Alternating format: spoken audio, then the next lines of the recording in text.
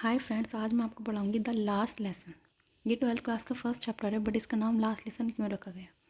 तो हम पूरा इस चैप्टर को जानेंगे। पर सबसे पहले हम ऑथर के बारे में देखते हैं कि ऑथर कौन है और क्या उनके माइंड में ऐसी चीज़ें रही होंगी जो उन्होंने इस चैप्टर को लिखा। तो चैप्टर का नाम ऑथर, अबाउट द ऑथर। इस चैप्टर के ऑथर हैं अल्फोंसो डॉर्नेन। 1814 1897 he born 1840 and he die 1897।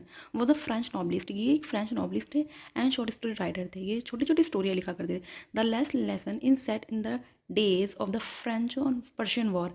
मतलब एक फ्रेंच और पर्शियन वॉर हुई थी, और कब हुई थी भाई? बहुत पुराने टाइम में हुई थी। फ्रेंच और रशियन वॉर हुई थी 1814 से लेके 1871 तक, in which French was defeated by Persian lead by Bismarck. इस वॉर को जो लीड कर रहे थे, आप देख सकते हो, मैं यहाँ पे लिख देती हूँ, ये रहा, बिस्मार्कर जी लीड कर रहे थे। ये बैकग्राउंड है, जब तक आप ये नहीं समझोगे तो समझ नहीं आने वाला।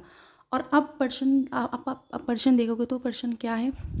पहले पर्शियन एक किंगडम हुआ करता था बहुत बड़ा, जिसमें 3 देश आया करते थे, ऑस्ट्रेलिया, जर्मन, फिर मोस्टली आज का जर्मन एक तरीके से ये समझ लो, और Poland, a part of Australia. ये रहा, इन तीनों, जर्मन, पोलैंड और ऑस्ट्रेलिया, ये तीनों मिलके, ये तीनों किंगडम थे जिन्हें मिलकर वो एक देश बनता था, पर्शियन। तो in this story French district of Alsace and Lorraine, तो फ्रांस के 2 डिस्ट्रिक्ट्स हैं, Alsace and Lorraine, have passed into Persian into. French के 2 डिस्ट्रिक्ट हैं, आपकी बुक में डिस्ट्रिक्ट लिखा है तो आप डिस्ट्रिक्ट देखेंगे, अल्सेरा एंड नॉरेंस, अल्सेरा एंड लॉरेंस। इन दोनों डिस्ट्रिक्ट पर अब किसका कब्जा आ गया, यानी कौन डोमिनेंस करेगा? ऑफकोर्स भाई जर्मन वाले करेंगे, यानी पोर्शन जो जीते हैं वो करेंगे। चलो फिर आगे बढ़ते हैं कि क्या क्या हुआ, कैसे कैसे उन लोगों ने इन 2 शहरों पर अपना डोमिनेंस दिखाया, यानी अपनी भाषा डाली और कहा कि ये अब तुम्हें पढ़ना है। तो इस चैप्टर में 2 मेन कैरेक्टर, एक फ्रांच और एक ही M Hamel, French and M Hemil.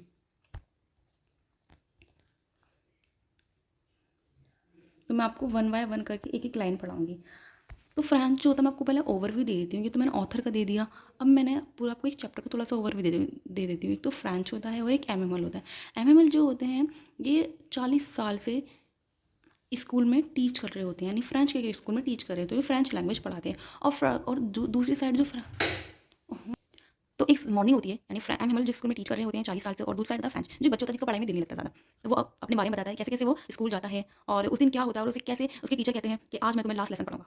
यानी जब फ्रेंच वालों हार गए थे, तो ऑफकोर्स जर्मन वालों पर आके कब्जा कर लिया। अब जर्मन वाले कहेंगे भाई हमारा डोमिनेंस, अब तो हमारी लैंग्वेज बोलनी पड़ेगी, फ्रेंच नहीं चलेगी, फ्रेंच की नेटिव लैंग्वेज थी, और एक लैंग्वेज ही डोमिनेंस करती है, यानी वो एक लैंग्वेज ही कम्युनिकेशन की, लोकल लैंग्वेज ही हमारी आपस में कम्युनिकेशन की बहुत बड़ी चाबी होती है, की होती है। तो अब मैं पूरा आपको लाइन बाय लाइन पूरा चैप्टर पढ़ाऊंगी। I started for school very late that morning. वो कहता है, फ्रेंच बताता है कि मैं उठा और मैंने उस दिन मैं थोड़ा लेट हुआ और मैंने स्कूल लेट जाने का सोचा। आई started for school very late that morning. French उस दिन उठता है और लेट मॉर्निंग हो जाता है, स्कूल के लिए वो लेट हो जाता है। आई started for school very late that morning, मतलब फ्रेंच स्कूल में जाने के लिए लेट हो जाता है। And was a great draft of the scolding special because of animal. फिर बताता है कि मुझे एनिमल से डर लगता है में। I started for school very late I started for school very late that morning. French उस दिन मतलब थोड़ा लेट उठता है, स्कूल जाने के लिए लेट हो जाता है। और क्योंकि एम हेम, तो वो सोचता है जाऊँ नहीं जाऊँ, क्योंकि वो एम हेमल से डर लगता है उसे। एम हेमल, आप देखोगे, आप M Hamel had said that he would ask on participles, क्योंकि एम हेमल ने उन्हें ग्रामर का उनकी उनका कोई एक टॉपिक होता होगा पार्टिसिपल, वो दिया था। And I did not know the first word, और फ्रेंच कहता है कि मुझे तो उसके बारे में पहला वर्ड भी नहीं पता था, अबाउट देम, यानी पार्टिसिपल्स के बारे में। फॉर अ मोमेंट, कुछ दिन की फ्रेंच ने सोचा, I thought I was running away and spending a day out of the door, कि चलो रहन देता हूँ, नहीं जाता और बाहर ही रहता हूँ। पर फिर उन्होंने सोचा, इट वॉज सो वार्म, क्योंकि बाहर का जो नज़ारा था अच्छा लग रहा था, सो ब्राइट था, जो चिड़ियाँ थी वो चहचहा रही थी, देखो bird were chirping at the edge of the woods and in the open field back of the sawmill. और जो पर्शियन सोल्जर थे, जब वो अपने स्कूल की तरफ जा रहा था, तो इन्हें सारे ये नज़ारे एक तरीके से दिखते जा रहा था। वहाँ पर्शियन सोल्जर होते, वो अपना सुबह सुबह ट्रेनिंग कर रहे थे, भैया ड्रिलिंग कर रहे थे। It was so much more tempting than the rule of the participles, क्योंकि उसे पार्टिसिपल्स के रूल काफ़ी टेम्पटेशन दे रहे थे कि अरे कैसे दूंगा, मुझे तो कुछ पता ही नहीं आज में। But I had to stand to decide and hurry off to school. But उसने सोचा कि नहीं, मैं चलता हूँ, और फिर वो स्कूल की तरफ भागने लगे, जल्दी जल्दी जाने लग गया। When I passed the town hall, जब वो एक टाउन हॉल है जब वहाँ से वो पास्ट होता है, जहाँ निकलता है, देयर वॉज अ क्राउड, वहाँ पर ना भीड़ लगी होती है in front of the bulletin board. जब वहाँ से टाउन हॉल के पास से वो जा रहा होता है तो वहाँ ना एक भीड़ लगी होती है in front of the bulletin board. भैया ये बुलेटिन बोर्ड क्या था? बुलेटिन बोर्ड एक तरीके का बोर्ड था जिसपे सारी न्यूज़ें आती थी। लाइक कमांडर्स हार गए उसकी आ रही है, किसी ने किसी पे कब्जा कर लिया उसकी आ रही है। अब जैसे पर्शियन जीत गए थे और फ्रेंच लोग हार गए थे तो उसकी भी न्यूज़ पे बोर्ड लग गया। फॉर द लास्ट 2 ईयर, कब से आ रही? 2 साल से उसी बोर्ड पर आती। All our bad news had come from there, उसी पर से, उस बुलेटिन बोर्ड से थी। The low the lost the lost battle, यानी कोई जंग में हार जाता। द ड्राफ्ट और the order of the commanding officer क्या देते। And I thought to myself, मैंने अपने सोचा, without stopping what can be the matter now, क्या हो, मतलब बिना रुके वो सोचने लगा अरे क्या मैटर होगा, वो ऐसे सोचता है। फिर आगे बढ़ते हैं, आगे क्या होता है। Then as I hurried by as fast as, फिर मैंने जल्दी जल्दी भागना शुरू करा जहाँ तक मुझसे हो सकता ये था। As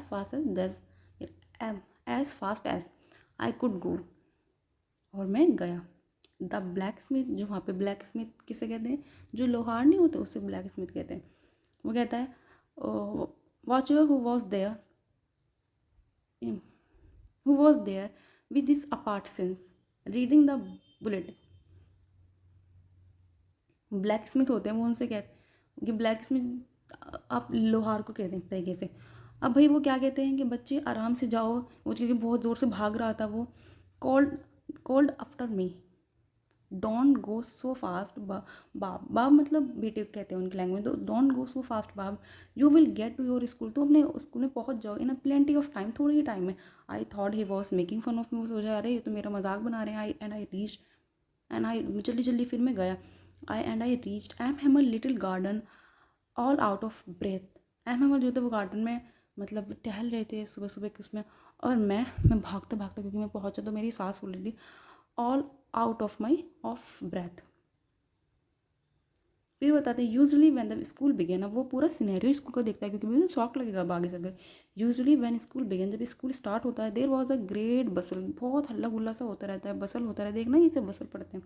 which could be here out in the street, जो कि गली तक चले जाया करता था, स्ट्रीट तक चले जाया करता था, इतना ज़ोर ज़ोर से होता था, वहाँ तक सुनाई दिया करता था। The opening and the closing of the desk, जो डेस्क है उसके बजने की खुलने की ऐसी आवाज़ें आ रही थी। लेसन रिपीट हो रहे होते हैं, लेसन रिपीट करते हैं सब एक साथ, वेरी लाउड, बहुत ज़ोर से। With our hand over our ear to understand better, जो कुछ बच्चे क्या होते हैं अपने है ना हाथ कानों पे लगा दें ताकि उन्हें लेसन सही से समझ आए, तो वही स्कूल में बच्चे करा करते, बट आज तो ऐसा कुछ नहीं है। एंड आगे पढ़ेंगे, and the teacher's great ruler, और जो टीचर का ग्रेट रूलर था, the teacher's great ruler rapping on the table, teacher's अपने मतलब टेबल पर अपना जो उनका स्केल सा होता है उसको रूल कर रहे होते हैं, यानी उससे बच्चों को शांत करा रहे होते हैं। बट आज ऐसा नहीं था, but now it was all so still, but आज सब बड़े खामोश थे। आई हैड काउंटेड, तो मैं आई हैड में किया करता था, on the commotion I had counted on the commotion, यानी मैं चुपचाप लिखने की सोचा करता था।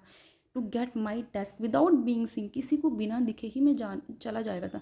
बट आज तो that day everything had to be as quiet as Sunday morning, but आज सब कुछ ऐसा शांत था जैसे संडे मॉर्निंग में सब साइलेंट होते हैं, बिल्कुल चुप होते हैं। Through the window I so my classmate, मैंने खिड़की से अपने क्लासमेट देख रही थी, ऑलरेडी इन देयर प्लेस, वो अपनी जगह पर बैठे हुए थे। And M Hamel walking up and down with his terrible iron ruler under his arm, और एम हेमल बैठ जाते हैं। ये ट्रेम्बल जो लिखा है मतलब गंदा सा जो उनका आयरन रूलर हुआ कर जिससे वो बच्चे को मारा करते थे, और वो अपनी कहाँ रखा करते थे, आर्म पे रखा करते थे। I had to open the door, अब भैया उसे क्या करना, आप बट आज तो उसे खोलना ही पड़ा gate, and go in before everybody. You can imagine how I blushed and how frightened I was. वो कहते हैं तुम इमेजिन कर सकते हो कितना मतलब मुझे शर्म आ रहा था और कितना मैं डर रहा था, मुझे फ्राइटेंड हो रहा था, वो ये सब बताता है। बट अब आगे देखेंगे, बट नथिंग हैपन, पर कुछ नहीं हुआ था। ना ही तो उसे एम हेमल ने डांटा, ना ही उसे कुछ चिल्लाया। एम हेमल शो में उन्होंने मुझे देखा, M Hamel saw me and said very kindly, और बहुत काइंडली उन्होंने मुझे बोला, go to your place quickly, जाओ अपनी जगह पर बैठ जाओ जल्दी से। लिटिल फ्रांस, छोटे बच्चे फ्रांस, वी विर बिगनिंग विदाउट यू, हम तो तुम्हारे बगैर ही स्टार्ट कर रहे थे अपना lesson. And I jumped over the bench and set down at my desk, और मैंने डेस्क के ऊपर मैं जंप किया और मैं अपने डेस्क पर बैठ गया। Not till then when I had got a little over my fright when I had got a little over my fright, यानी मैंने अपने जो डर रहा था मैं उससे काबू करा और वहाँ पे जाके बैठ गया, ओवर आ गया मैं अपने डर के ऊपर। Did I see that our teacher had on beautiful green coat, फिर मैंने देखा मेरे जो टीचर्स हैं वो सारे ब्यूटीफुल ग्रीन कोट में। ही इज़ फ्राइड, आगे बढ़ेंगे हम। इस फ्राइड शर्ट, और आपको एक शर्ट मरे, फ्राइड शर्ट देखो ऐसी शर्ट होती है, आप यहाँ देख सकते हो इस तरीके की फिर शर्ट होती है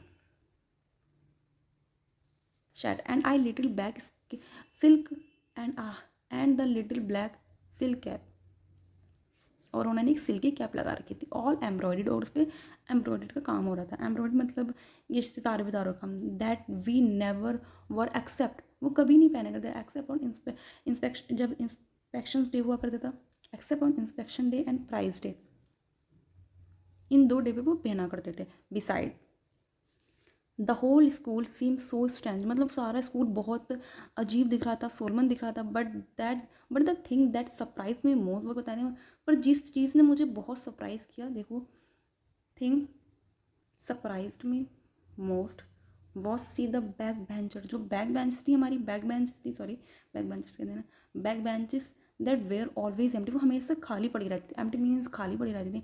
the little people the village people sitting quietly like our self, वो जो गांव के लोग थे, गांव कुछ बूढ़े बड़े ही शांति से हमारी तरह, आर सेल्फ मतलब हमारी तरह बैठे हुए थे। Old hosier with his green cordon hat, green cordon hat क्या होती है, मतलब एक तरीके से ऐसी हैट होती है वो।